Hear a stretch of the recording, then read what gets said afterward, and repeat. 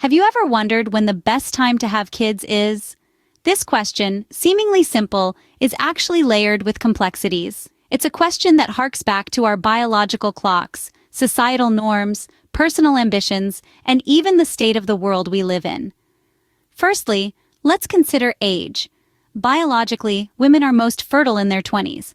However, in today's world, many people in their 20s are still finding their footing, be it in their careers or personal life. So, while biology might suggest an early start, other factors might pull in the opposite direction. Then, there's career progression. Some might argue that it's better to establish a solid career foundation before starting a family. But what does established really mean? Is it about reaching a certain job title? Or perhaps it's about achieving a certain degree of financial stability. Personal readiness is another crucial factor. Emotional maturity, a stable relationship, and a supportive environment play a massive role in parenthood. It's not just about being ready to have a child, but also about being prepared to raise that child. This readiness transcends age and career status and is deeply personal. Now let's talk about societal pressure. Society often places an invisible timeline on when we should have kids, but it's essential to remember that societal norms are just that, norms, not rules. They are guidelines, not one-size-fits-all prescriptions. In a nutshell, there's no definitive answer to the question, when is the best time to have kids? The ideal timing for parenthood varies widely among individuals. It's a deeply personal decision that depends on a myriad of factors, including age, career status, personal readiness, and societal norms. So, if you're grappling with this question, remember, there's no rush. Take your time, consider all factors, and make the decision that's right for you.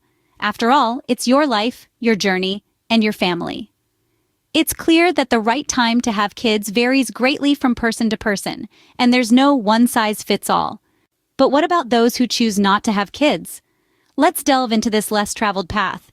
Parenthood is not a journey everyone decides to embark on, and there are a myriad of reasons why some people opt to remain child-free. One of the most common reasons is personal freedom. Having kids is a full-time commitment that lasts a lifetime. It's an undeniable fact that children require a significant amount of time, energy, and attention. For some, the idea of being able to travel, pursue hobbies, or simply enjoy a quiet evening at home without interruptions is appealing. Financial stability is another significant factor. Raising a child is expensive, and many people choose not to have children because they are concerned about their ability to provide the best possible life for a child. They may also want to be able to maintain their current lifestyle without the financial strain that children can bring.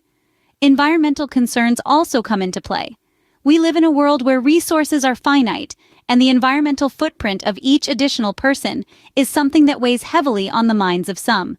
Choosing not to have children is seen by these individuals as a way to contribute to the sustainability of our planet. Then there's the desire to focus on career or personal growth. Some people have ambitious career goals or personal projects that they want to devote their time and energy to. Having children could divert resources away from these pursuits, and so they choose to remain child-free. But let's not forget about societal perceptions and stigmas. Choosing not to have children can often be met with misunderstanding or judgment.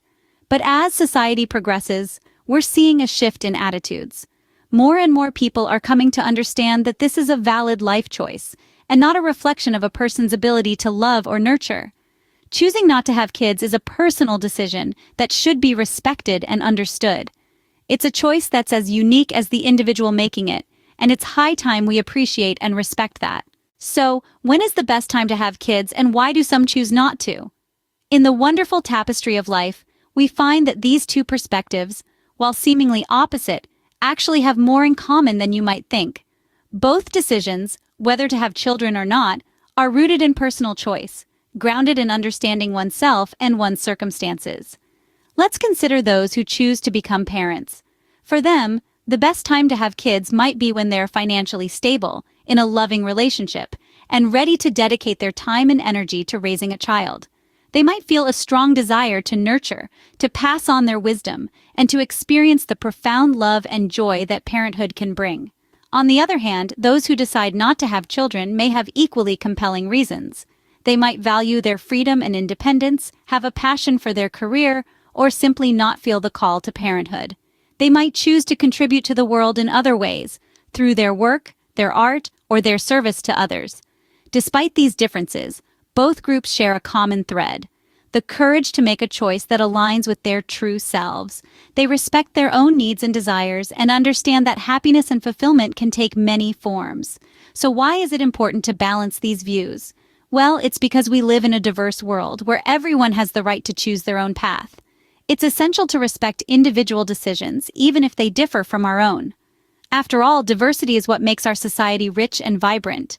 Moreover, it's important to remember that there's no right or wrong answer to this question.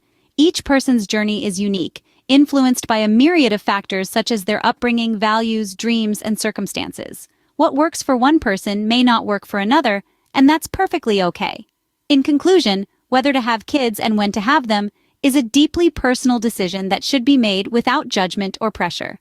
It's about finding what brings you joy, fulfillment, and meaning in your life, and having the courage to follow your own path wherever it may lead. To conclude, the question of when to have kids or choosing not to have them is complex.